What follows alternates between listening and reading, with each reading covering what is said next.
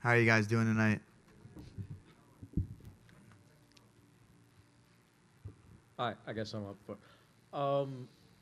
There's, you got caught a couple times. You caught him as well. It looked like you were the faster opponent, but what was he doing where he was able to connect a couple times on you that you weren't able to move out of the way on? Because otherwise, you were looking really quick out there.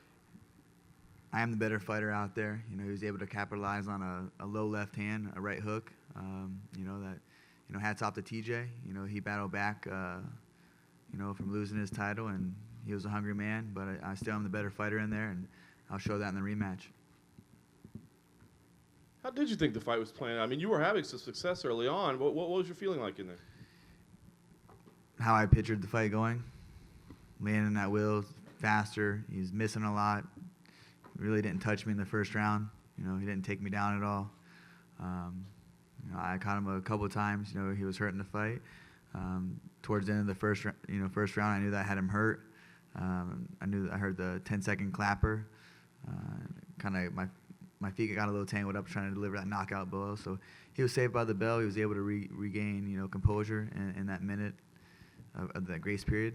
And I was just a little hesitant coming out the second. I was looking for some shots. I saw a lot of openings. I was making him miss a ton, and I just needed to capitalize on his mistakes, and he was able to tonight. But hey, like I said, hats off to him.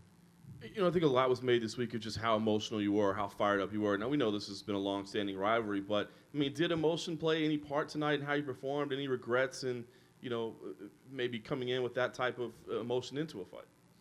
No, I stand behind everything that I said.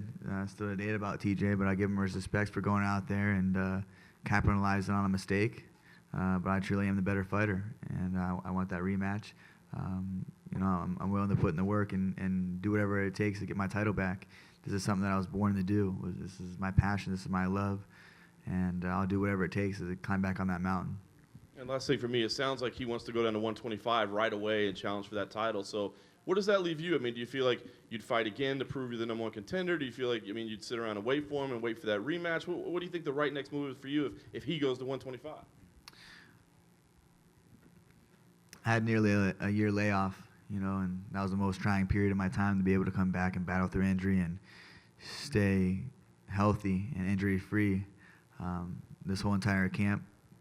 I just want to give a huge thanks to my coaches and my teammates at Team Alpha Male for sticking behind me, always supporting me, get me the best prepared that I can for November 4th, through everything that we've been through in the past year. We was able to go from unranked to world champion the same year, and then, then we got hurt, we got injured. But they stuck beside me, they believed in me, they showed me support and love, and I'll be forever grateful for that. This is going to be a learning experience for me.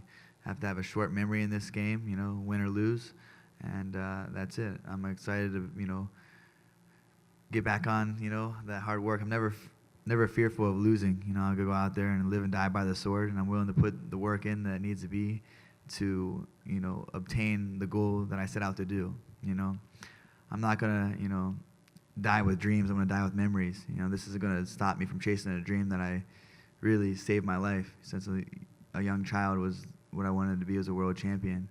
And I've been here before. I've lost a lot in my life, and I feel like if this is the worst thing that happens in my life, then I live a really good life. I have so many blessings coming to me. My wife is, carrying our unborn child. We're expecting in March, so super thankful and happy for that. I can't wait to hold the little guy. And, I have my book coming out, The Pact, and I hope that, can go around the world and just motivate, inspire, and people, from me and Maddox's story. And this is it, where I come from, it's about dreaming, holding on to a dream no matter what. I'm just forever grateful to have my health. I'm healthy, I'm not hurt, and I'll bounce back from this. This is just a learning experience for myself. Hey, Cody, over here. Again, it was, it's a good fight. First round, you got, you seemed confident. You kind of had a little swag going. It wasn't as much as a Dominic Cruz. Did you give TJ a lot of the benefit of he's dangerous? Training with TJ, that he's a competitor. That he has great skill. I've always, respected his skills leading up to the fight. I don't respect him as a person, but as a fighter, I give him respect in there. You know, and after win, lose, or draw, I'm always going to give my adversary respect. And he caught me with a clean shot and, you know, capitalized on a technical error that I did. But I felt good the first round. Like I said, I'm the better fighter in there, you know, and I like to run it back. But that's up to UFC, Dana White, you know, Sean Shelby, Mick Maynard. I know the fans would love to see that. I truly believe I'm the best in the world, and I can't wait to go out and show that. And you did talk about the injury. Your back. How'd that feel going into the fight? Was it you 100%? I'm not one to make excuses. Like I said, it was a long, hard road to get back to here, you know. Training was rough. You know, I had to adjust on the fly a lot. You know, I had a lot of procedures. I was flown to Vegas, you know, about a month before the fight and had to do some more shots. But, hey, I'm not going to make excuses. Like I said, I'm thankful I'm healthy. It was a long road to get back to here. You know, this is my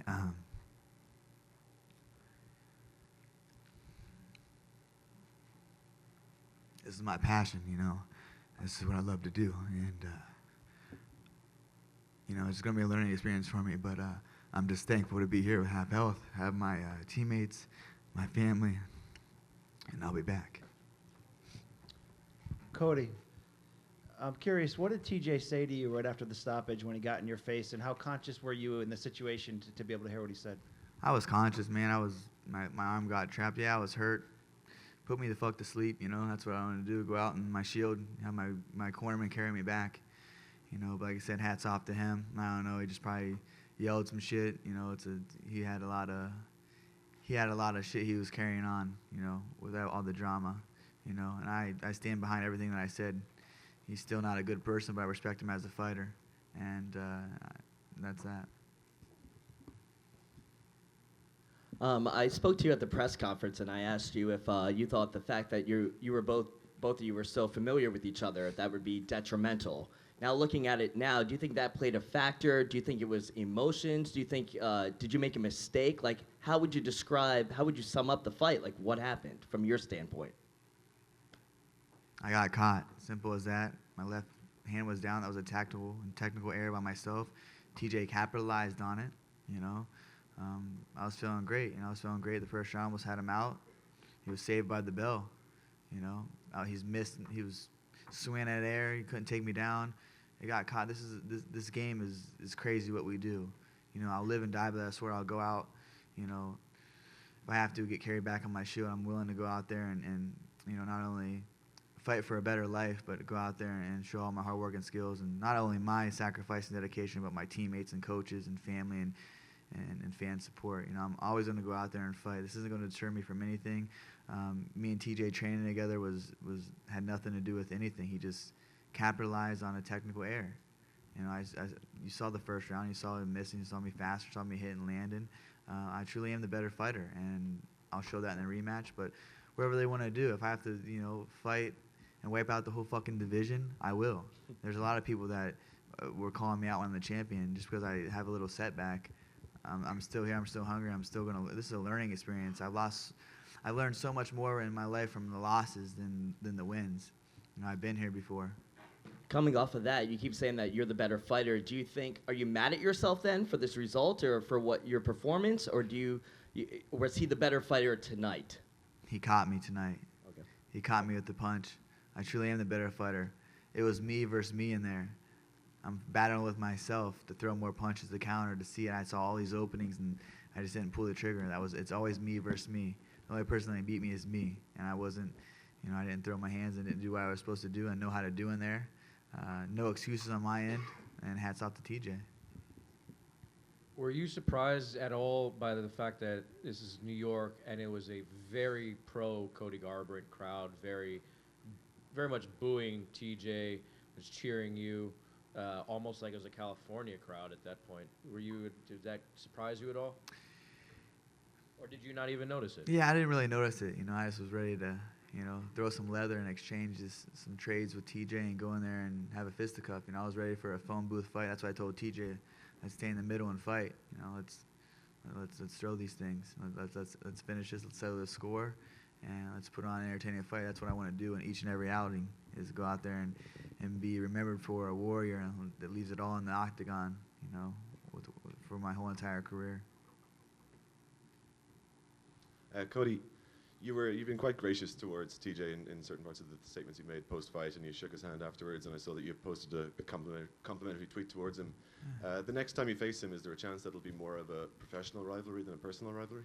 I don't see how this wasn't professional. I think I was being professional, given the facts behind it. Still, I think he's a piece of shit teammate. He's not. I stand beside my facts. He injured. He lies still. It doesn't matter. Yeah, he won. Good for him. I'll be back, and I'm going to come with vengeance, and that belt's going to be mine.